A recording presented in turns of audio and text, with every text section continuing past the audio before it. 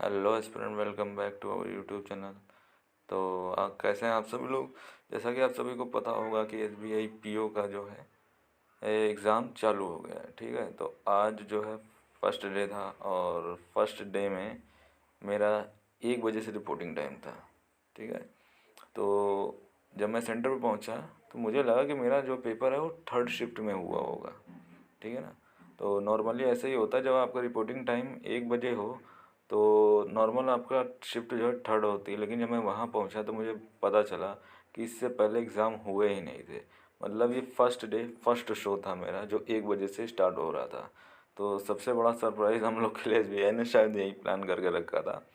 तो मैं सेंटर पे पहुंचा, उसके बाद मेरा एग्ज़ाम स्टार्ट हुआ। तो मैं बताता हूँ आपको कि रिव्यू कैसा था पेपर आज का और कैसे क्या क्या हुआ उसमें। तो जैसा कि हम लोग उम्मीद कर रहे थे, सभी लोग उम्मीद कर रहे थे कि एसबीआई क्लर्क की तरह सबसे पहले इसमें रीजनिंग खुलेगी, फिर मैथ्स और फिर जो है इंग्लिश। लेकिन फिर से सरप्राइज़ हुए हम लोग, क्योंकि पैटर्न पुराना वाला ही था। पहले जो है इंग्लिश खुला, फिर मैथ, फिर रीजनिंग। मैं तो पूरी तरीके से मतलब पज़ल के लिए एकदम रेडी वेडी था कि पज़ल वज़ल बनाई जाएंगे भाई सबसे पहले। लेकिन ऐसा कुछ हुआ नहीं। सबसे पहले इंग्लिश ही खुला, तो सबसे पहले बात कर लेते हैं हम लोग कि इंग्लिश में क्या क्या आया था। तो हम लोग बात करते हैं इंग्लिश में। तो इंग्लिश सेक्शन में, तो इंग्लिश में आया हुआ था। इंग्लिश में जो, अगर हम छोटे मोटों की बात करें तो एक क्लोज टेस्ट आया था। वो मुझे एग्जैक्टली याद नहीं रहा किस चीज़ पे बेस्ड था। मतलब बहुत ज़्यादा डिफ़िकल्ट नहीं था, इकॉनमी पे बेस्ड नहीं था, तो नॉर्मल था। ठीक है। और उसके बाद जो बात की जाए, इसके बाद जो वर्ड स्वैप आए हुए थे, वर्ड स्वैप के अलावा जो हम लोग के सेंटेंस रीअरेंजमेंट आए हुए थे, वो भी दो, केवल दो आए हुए थे। इसके अलावा अगर हम बात करें तो हाँ, एरर के 5 क्वेश्चन थे, एरर डिडक्शन पे। सेंटेंस वाले नहीं थे, बट एक ही सेंटेंस लिखा हुआ था, उसमें टुकड़ों वाले थे, नॉर्मल वाले। लेकिन हाँ, काफ़ी डीप पूछे गए हुए थे, नॉर्मल नहीं थे। नॉर्मल नहीं थे। इसके अलावा सेंटेंस से इम्प्रूवमेंट आया हुआ था। सेंटेंस से इम्प्रूवमेंट एक्चुअली उसको बोले तो था आसान, लेकिन वो जो जर्नल वे में जो पूछा जाता है ना, कि आप जर्नल वाले जो सेंटेंसेस होते हैं कि आपने सेंटेंस वर्ब एग्रीमेंट देख के ऐसा कुछ आपने कर दिया, तो नहीं, उनकी फॉर्मेशन काफ़ी अलग आई हुई थी जो आप नॉर्मली नहीं देखते हैं। कि ना तो मुझे एसटीज़ में ऐसी फॉर्मेशन दिखी, ठीक है, और ना ही मतलब अलग फॉर्मेशन में ही आए होते, मुझे समझ नहीं आया था। मतलब सेंटेंस में अगर देखो तो कुछ और सेंस आ रहा है, और जो जो नीचे ऑप्शन दे रखे हैं उसमें थोड़ा थोड़ा अलग अलग डिफरेंट पैटर्न के ही आए हुए थे। मतलब होता नहीं, वो अजीब अजीब सा आया हुआ था, मुझे कुछ ज़्यादा समझ नहीं आया। बट पूरे नहीं थे, मतलब एक दो ही अलग तरीके से आए थे, बाकी नॉर्मल आए थे। तो ये कह सकते हैं कि थोड़ा सा सतर्क रहने की ज़रूरत है। पता चले जो सिंपल सिंपल आए हुए हैं आपने वो दो तीन कर लिए, उसके बाद जो थोड़े से ट्रिकी आए हुए हैं तो सिंपल के चक्कर में थोड़ा सा तुक्का वहाँ लगा दिया गया।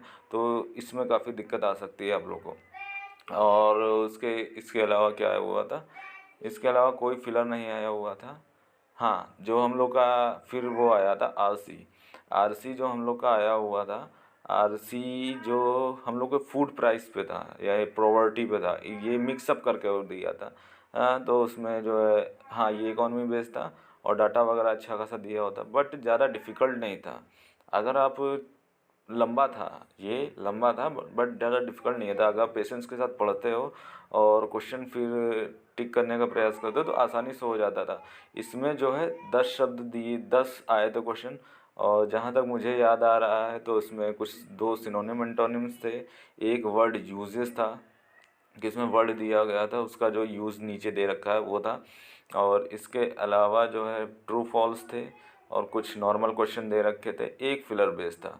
ठीक है। तो मुझे, अगर हम लोग बात करें कि सिनोनिम एंटोनिम का, तो मुझे जहाँ तक एक याद आ रहा है वो रिट्रीट करके था।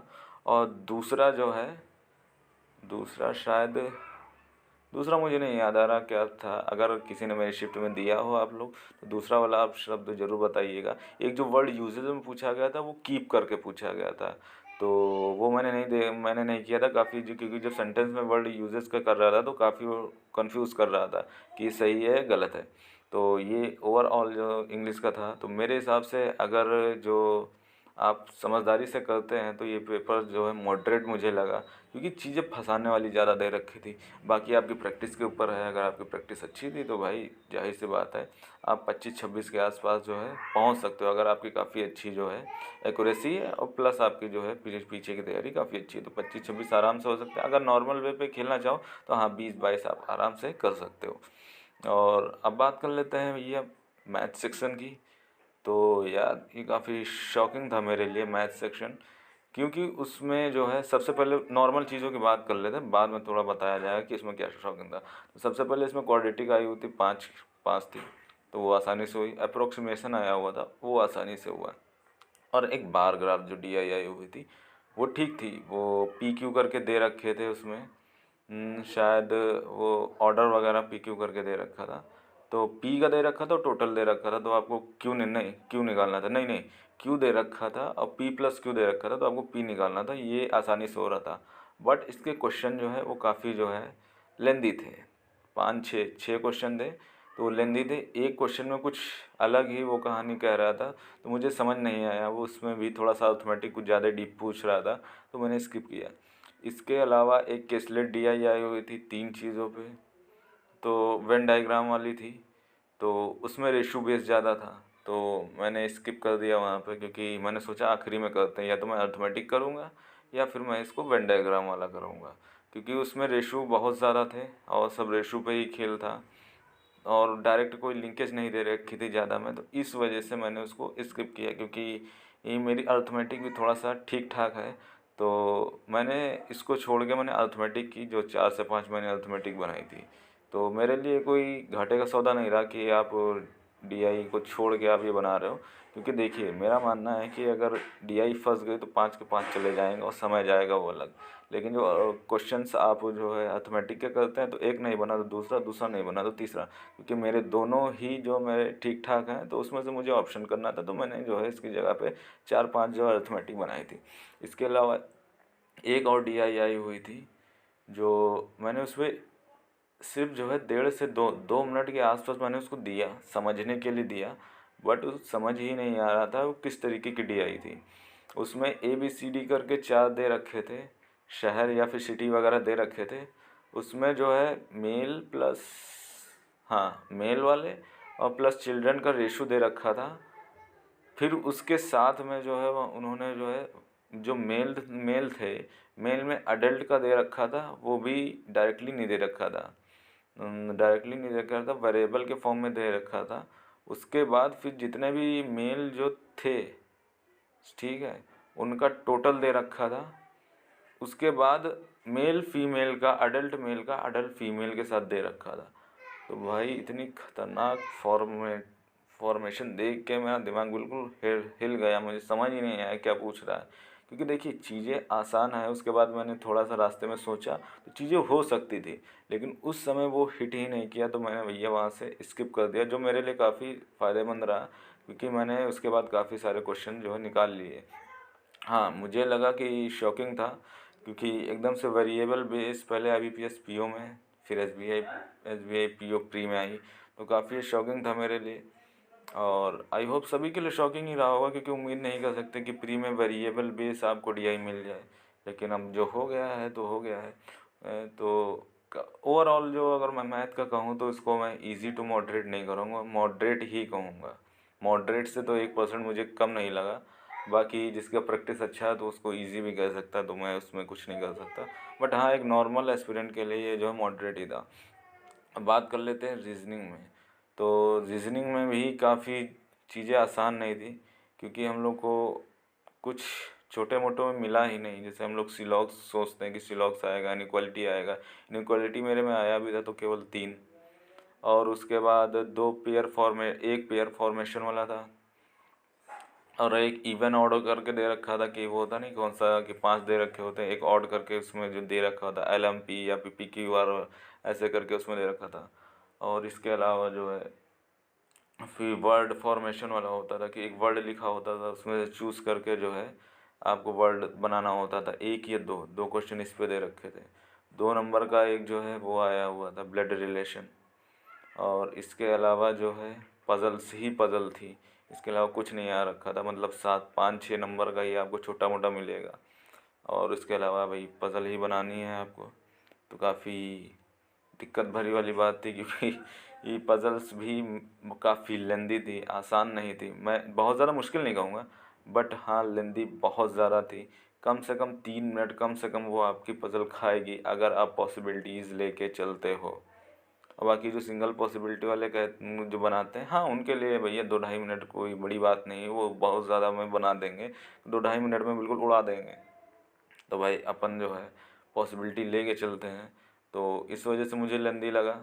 और पज़ल्स में आई क्या क्या थी, हाँ एक चाइनीज़ कोडिंग आया था 5 नंबर का, वो भी आसान नहीं था भाई, वो भी आसान नहीं था। कुछ आइदर और करके दे रखे थे, पॉसिबिलिटीज़ में सही पूछ रहा था, तो ये भी काफ़ी दो दो आइदर और के केस बन रहे थे अलग अलग रो में। उसमें भी पॉसिबिलिटीज़ में जो सही आ रहा था उसके साथ केसेस वगैरह से पूछ रहा था। काफ़ी भाई दिमाग शॉकिंग वाला था, क्योंकि भाई मैं याद नहीं करना चाहता कि कितना मुश्किल था। आपको चाइनीज़ कोडिंग को काफ़ी ज़्यादा ट्रिकी बनाया जा सकता है इस हिसाब से। तो भाई ठीक है, जो भी दिया मैंने वहाँ पे किया, डिफ़िकल्ट नहीं था, पर हाँ काफ़ी ट्रिकी था, आपको ढूंढना काफ़ी पड़ रहा था। इसके अलावा जो हम लोग बात कर लेते पज़ल्स में, तो पज़ल में 4 मेंबर नॉट, 4 नंबर हाँ पहला रो थी, 4 नॉट देख रहे थे, 4 सात देख रहे थे, और उसमें वेरिएबल बेस था, ठीक है। तो इसमें 2 पॉसिबिलिटी में बन रहा था, लेकिन समस्या ये थी क्वेश्चन काफ़ी लंबी था, और जो पॉसिबिलिटी बन रही थी वो लास्ट में एलिमिनेट हो रही थी। आप पहले से उसको एलिमिनेट ही नहीं कर सकते हो। हाँ आप सिर्फ 2 पॉसिबिलिटी बना सकते हो, कोई दिक्कत नहीं, लेकिन एलिमिनेट वो लास्ट पे ही हो रही थी। तो मेरा 4 4 4 मिनट 4 साढ़े 4 मिनट के अप्रॉक्स इसमें खा गया, बट मैंने बना लिया था।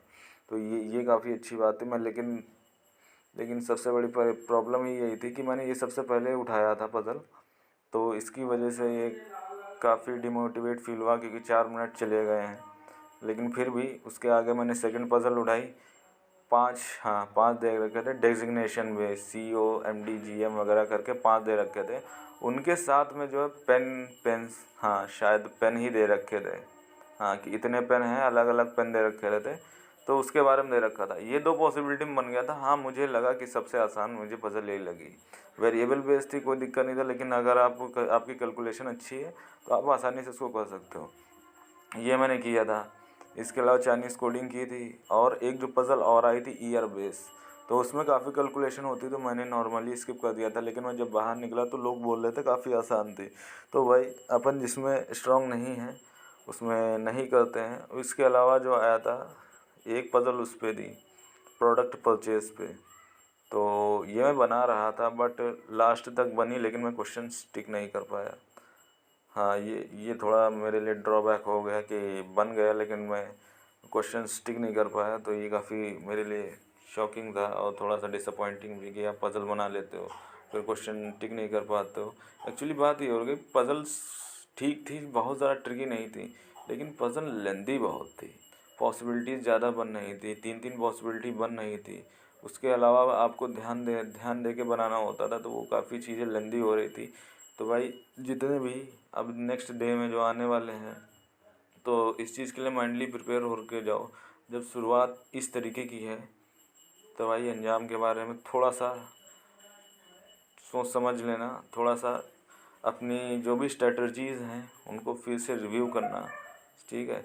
और होशियारी से आगे के क्वेश्चंस अटेम्प्ट करना, क्योंकि मैंने सब एक एक चीज़ बता दिया। देखिए रिव्यू आपको सबका ही मिल जाएगा, ठीक है ना। मुझसे पहले लोगों ने रिव्यू पहुंचा दिए होंगे कि सब आसान आया था, सब ऐसा आया था, सब वैसा आया था, बट याद रखो वो एग्ज़ामिनर है, वो तुमको फंसाएगा वहाँ पे। तो जिन जिन लोगों ने बहुत ज़्यादा अटेम्प्ट किए हैं, मुझे उनसे फ़र्क नहीं पड़ता, क्योंकि देखो भाई अटेम्प्ट करने में और सही होने में ज़मीन आसमान का फ़र्क है। क्योंकि मेरे भी जानने वाले बहुत लोग हैं जो अटेम्प्ट काफ़ी करते हैं, बट उनके कहीं ना कहीं गलती हो जाती है, क्योंकि एग्ज़ामिनर है वो फंसा देता है। पहले इजी आपको देगा, फिर इजी के चक्कर में 1 2 ट्रिकी दे देगा, तो आप उसको जो है इजी समझ के ही खेल जाओगे, और फिर दिक्कतें आ जाएंगी। तो मेरा जिन जिन लोगों से वीडियो अभी तक देख रहे हैं, आखिरी में यही सुझाव है कि भाई चीज़ें आसानी से करना, और पैनिक मत होना कि DI नहीं बनी है तो दिक्कत आ जाएगी, क्योंकि मुझे पता था कि DI नहीं बनी